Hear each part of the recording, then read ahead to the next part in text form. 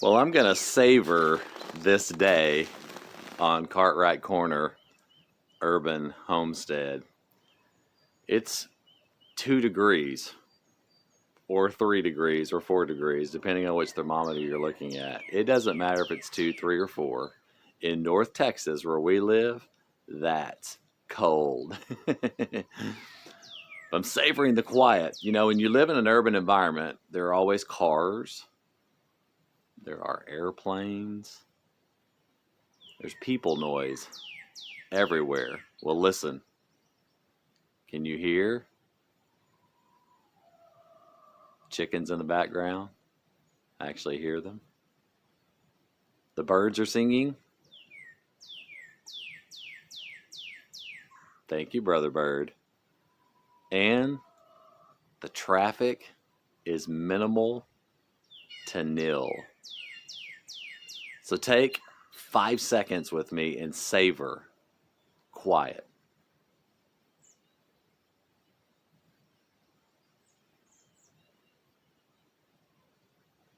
Wasn't that just good for your soul? Now, something else that's good for my soul every morning is feeding the chickens, taking care of their water. I've got hot water ready because their water is going to be frozen solid. We'll see in just a bit. So everything's covered in beautiful, beautiful snow. We actually have some stuff still planted in our garden. Some might make it, we'll see. I'm expecting good things for the garlic and the cabbage. We've got kale in the front. No, sorry, we have kale here. We have Swiss chard, rainbow chard in the front. We'll see if it works, but everything's just covered in snow. It's beautiful. So the girls are anxiously awaiting some warm water. Their water's been freezing. So we've tried a trick, and we're gonna see if that trick worked. Good morning, chicken girls that we love. Oh, wow. They made a train wreck out of their water. Look at this.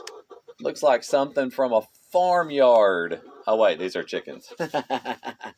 Wow, what a train wreck. Looks like there's probably pee and poo and who knows what all in there. Thanks a lot, girls. We'll be starting from scratch this morning. So our little girls actually did a better job of keeping theirs clean. I don't know how to process that. Big, mature egg-laying girls, younger, immature girls keeping theirs clean. Normally, it's the opposite. So you're probably wondering why bottles are in there. Sarah filled up those bottles with salt water, believing and hoping that the water would move around a little bit more. Those would float around in there a little bit. And salt water is harder to freeze. And so hoping that our water would last longer in these crazy cold temperatures.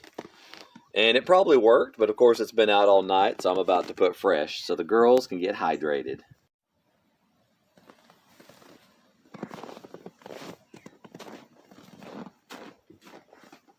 So, you know, a lot of times we romanticize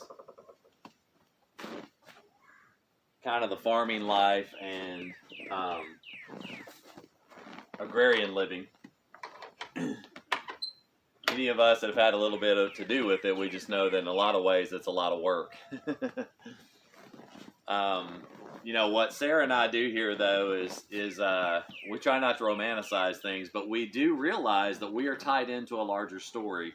You know, in the Old Testament, we see the history that's given to us of Adam and Eve being created and placed in a garden where they're to care for creation. Now, this is significant because for years I just made fun of people that were tree huggers. And BTW, I don't hug trees.